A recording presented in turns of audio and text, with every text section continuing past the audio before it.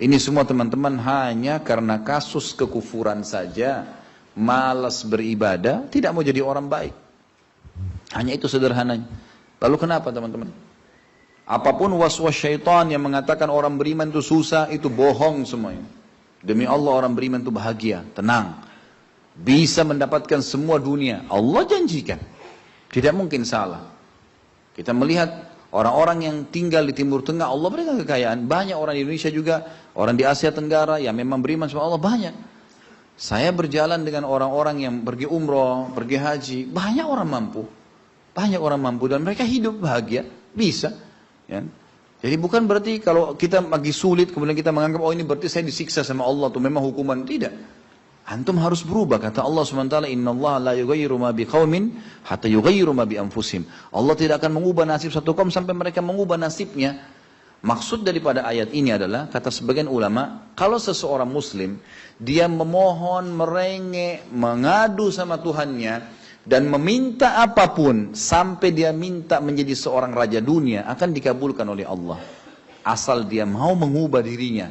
Lalu Allah akan bukakan kepadanya peluang-peluang untuk mencapai apa yang sedang dia minta itu. Dan Allah sebaliknya akan mencukupkan kebutuhan seorang hamba kalau dia mengatakan cukuplah saya begini. Misal ada orang bekerja, dia dikasih sama Allah gaji, dia dapat gaji 2 juta, dimudahkan dia diterima kerja seterusnya. Lalu dia mengatakan cukuplah seperti ini. Keluarga saya biayai 1,5 juta, sudah cukup, alhamdulillah. Udah, nggak masalah. Allah cukupkan dia dengan itu.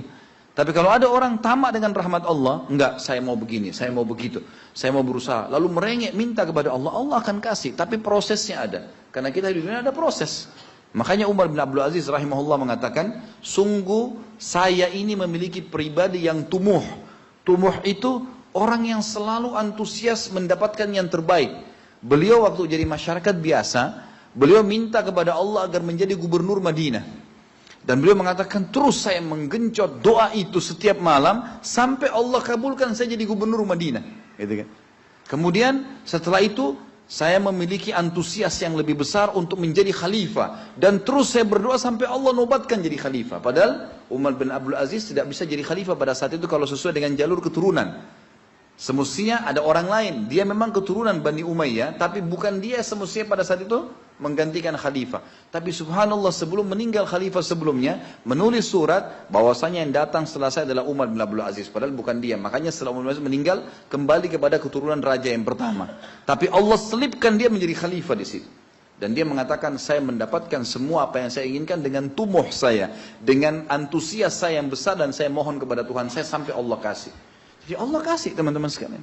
Tapi bagaimana kedekatan antum kepada Allah subhanahu wa ta'ala? Bagaimana kita merengeknya dengan Allah? Bagaimana kita memohonnya dengan Allah? Tidak ada yang mustahil.